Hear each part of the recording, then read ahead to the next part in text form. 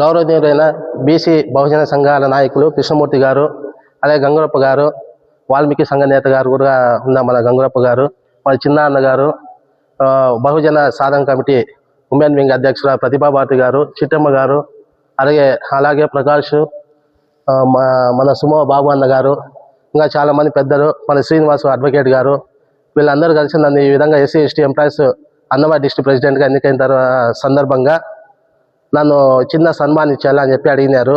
చాలా సంతోషం వేసింది.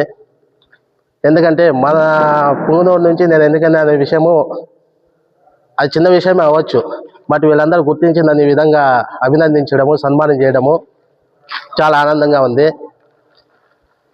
మన ఎస్సీ ఎస్టీ ఎంప్లాయీస్ అసోసియేషన్ తరఫునే కాకుండా మన బడుగు బలహీన వర్గాలకు ఏ విధమైన సహాయ సహకారాలైనా నా వంతు 100% నేను వాళ్ళ సమస్యని పరిష్కరించే ట్రై చేస్తాను.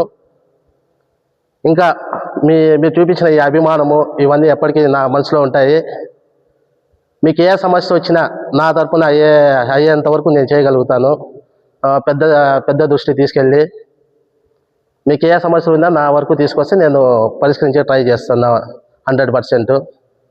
అలాగే ఎస్సీ ఎస్టీ ఎంప్లాయీస్ నిరుద్యోగ యువత కోసం కోచింగ్ సెంటర్ ఏర్పాటు చేయాలని మా అజెండాలో పెట్టాము.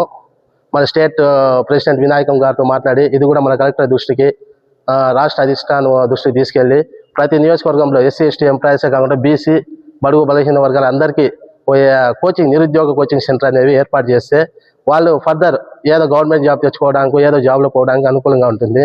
అలాగే ప్రతి కార్యాలయంలో అంబేద్కర్ ఫోటో పెట్టాలనేది కూడా మా అజెండాలు పెట్టుకున్నాము.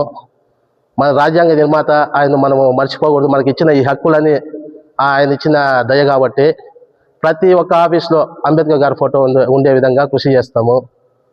అలాగే ఇంకేమైనా సమస్యలు ఉన్నా కూడా, ఉద్యోగుల సమస్యలు ఇంకేమన్నా చేయాలనుకున్నా కూడా మనం ముందుకెళ్ళి పై స్థాయి అధికారులతో, ఉన్నత స్థాయి అధికారులతో మాట్లాడి అవి జరగడానికి 100% మేము ట్రై చేస్తామని చెప్తున్నాం. అలాగే ఈ అవకాశం ఇచ్చిన పెద్దలు కృష్ణమూర్తి అన్న గారు, గంగరప్ప గారు, చిన్న అన్న గారు, శ్రీనివాసు అడ్వకేట్ గారు, ప్రతిభాభారతి గారు, చిట్టమ్మ, వీళ్ళందరికీ నా హృదయపూర్వక ధన్యవాదాలు తెలియజేసుకుంటాను. మీకు ఏ అవసరం వచ్చినా నా సాయవంతుగా నేను మీ సమస్యను పరిష్కరించే ట్రై చేస్తానండి.